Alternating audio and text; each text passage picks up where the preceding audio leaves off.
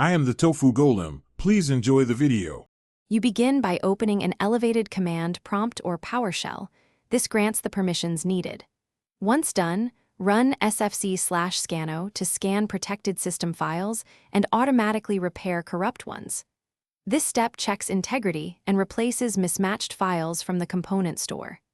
Make sure you have a stable power source, and when prompted, allow online file retrieval. That lets Windows pull clean files from Windows Update if local copies are missing or damaged. If SFC couldn't fix everything, you escalate to Dism to repair the Windows image. First run dism/online/cleanupimage/check health to see if the image is repairable. If problems exist, run dism/online/cleanupimage/restore health to fetch clean components. This heals the component store so SFC can succeed afterwards.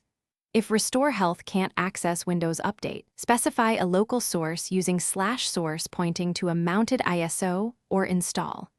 WIM, this guarantees matching files are available. Once Dism finishes, rerun sfc/scano to verify integrity.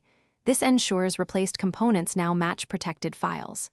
If issues persist, perform an in-place upgrade repair using a Windows 11 ISO. Choose Keep personal files and apps to preserve your setup while replacing system files. Make sure you back up important data beforehand and create a restore point or full disk image. If a repair fails, boot to safe mode or use recovery environment to run these tools. That often avoids file locks and permission conflicts. Thanks for watching. Consider subscribing if we helped you today.